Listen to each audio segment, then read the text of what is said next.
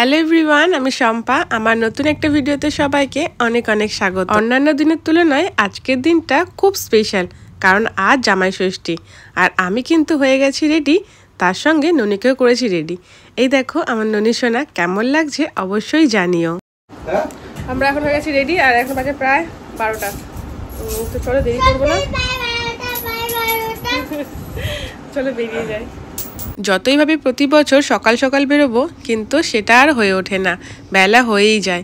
আর যেহেতু আমাদের দোকান আছে, এই সময় দোকানে একটু ভিড় হয়, তাই দেরি একটু হয়ে যায়। আমার এই দুই বাড়ির মধ্যে দূরত্ব কিন্তু বেশি নয়, তবু আসতে দেরি হয়ে যায়।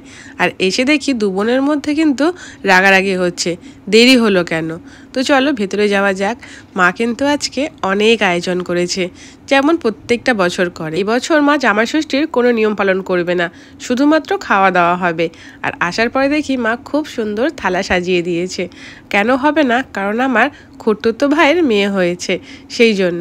এখনো 21 দিন হয়নি, আঁতুর ঘরটা কাটেনি, সেই জন্য। গরমে মায়ের হাতের শরবত যেন অমৃত। আজ কিন্তু গরমটাও বেশ পড়েছে, যেমন প্রত্যেকটা বছর পরে। এই কদিন বৃষ্টি হয়েছে ঠিকই, কিন্তু গরমটা ঠিকই পড়েছে। আমাদের আগে পম্পা কিন্তু চলে এসেছে। তো যাই, আমি আমার পছন্দের ফলটা আগে খাই। আমার সব থেকে পছন্দের ফল লিচু। লিচু এমন একটা ফল যেটা আমার নয়, ম্যাক্সিমাম মানুষেরই কিন্তু পছন্দের তালিকায় থাকে। তো আমি একটা লিচু খেয়ে নিই, আমার তো ভীষণ ভালো লাগে। আর এদিকে দেখো, দুই নাতনি কিন্তু আগে থেকেই বলেছে আমাদেরও এমন সুন্দর করে সাজিয়ে থালা দেবে, কিন্তু আমরাও কিন্তু কেটে কেটে খাবো। ওরা তো তেমন কিছু খায় না, তাই ওদের পছন্দের আলু ভাজাটা কিন্তু মা অবশ্যই থালায় সাজিয়ে দিয়েছে। আগে বাচ্চাদের খাইয়ে নিই, তারপর আমরা সবাই একসঙ্গে বসবো। এদিকে মা দেখো জামাইয়ের জন্য খুব সুন্দর করে থালা সাজিয়ে দিয়েছে।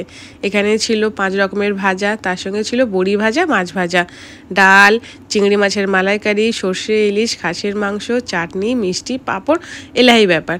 এদিকে আমি দেখো যেটা পছন্দ করি শুধুমাত্র সেটাই নিয়েছি। আমি চিংড়ি মাছ খেতে খুব ভালোবাসি, তাই সেটা একদম পাতেই নিয়ে নিয়েছি। তো চলো খেয়ে নিই। তো তোমাদের জামা ষষ্ঠী কেমন কাটলো অবশ্যই কিন্তু জানিও। বিকেলবেলায় ঘুম থেকে উঠে দুই বোন কিন্তু একদম খেলতে বসে গেছে। ননি এখানে আসতে শুধুমাত্র এই জন্যই ভালোবাসে, ও খেলার অনেক বন্ধু পায়। এই সূর্যাস্তের সময় সূর্যটাকে দেখতে এতটাই সুন্দর লাগছিল, তাই ভাবলাম একটু জুম করে দেখি কতটা সুন্দর লাগছে। এই দেখতে পাচ্ছ, এই বাড়িটায় আগে আর বাবা মা থাকতো, তখন না জায়গাটা খুব সুন্দর ছিল, অনেক গাছ লাগাতো। কিন্তু দেখো এখন যেহেতু কেউ থাকে না, তাই জায়গাটা অনেকটা জঙ্গল হয়ে গেছে। আর এইদিকে দেখো দুজন গেছে বাজার করতে, কত সুন্দর ফুলে ভরে আছে গাছটা।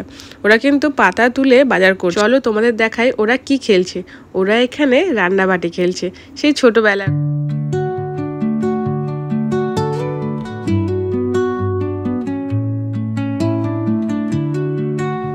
রাতের জন্য ভাবলাম চিকেনের একটা অন্যরকম রেসিপি বানাই, চিকেন বটি মশলা। এটাও আমি সোশ্যাল মিডিয়া থেকে শিখেছি। তো আমি বসিয়ে নিয়েছি চিকেনটা। চিকেন মোটামুটি কমপ্লিট।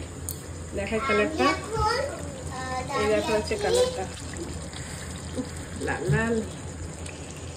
দাঁড়াবো দেখা একবার। চিকেন বটি মশলা মাদের করাতে না, মানে আমার না ঠিক সেটিং হয় না, আমি এক হাতে পারি না, না খুব স্লিপ করা, এক হাতে না ধরলে হয় না। এই দেখো খুব সুন্দর। আর একটু বাকি, এবার খালি শুধু একটু ক্রিম দেবো, ক্রিম দিয়ে একটু নেড়ে জল দিয়ে তারপর নামিয়ে দেবো। যেহেতু চিকেনটা ভাজা আছে, তো বেশিক্ষণ টাইম লাগবে না। এই দেখো, এই হচ্ছে পিউ। অন্ধকারে জামাইরা খাচ্ছে, জামাইরা অন্ধকারে খাচ্ছে। কি হচ্ছে? কোন জামাই? এরা সব আমার জন্মদিন ছিল, ওরা কেক কেটেছিল, তার জন্য একটা পার্টি চাই। জামা ষষ্ঠী দিয়ে দিল। কি করেছিস? বিরিয়ানি? আর আমরা বাদ।